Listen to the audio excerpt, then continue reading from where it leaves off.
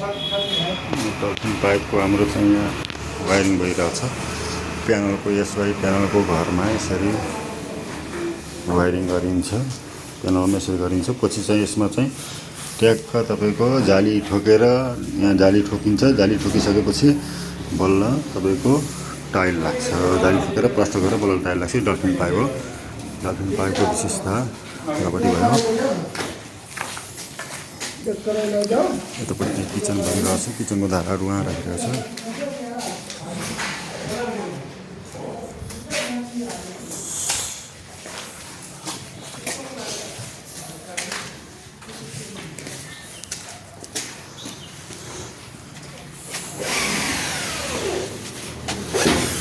भयो केटा हो, यही छ काम।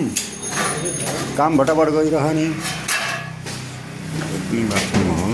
बाथरुममा चाहिँ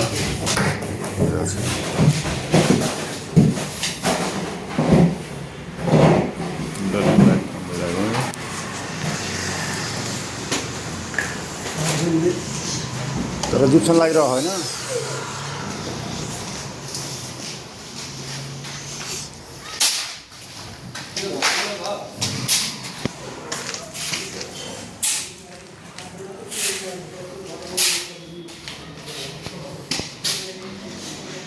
अझै काम त सिद्धिएको छैन। बल्ल स्टार्टिङ छ। यहाँ ट्रसको पाइपहरू सर झर्छ। यो प्यानल घर हो।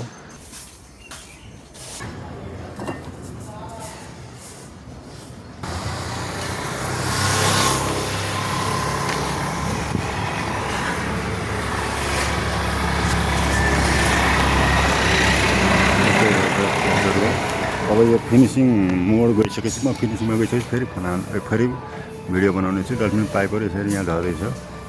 यताबाट झरेर सर्भरलाई जाने हो। म पछि लास्ट भिडियो फिनिसिङ भएपछि मात्र देखाउने छु फुल भिडियो।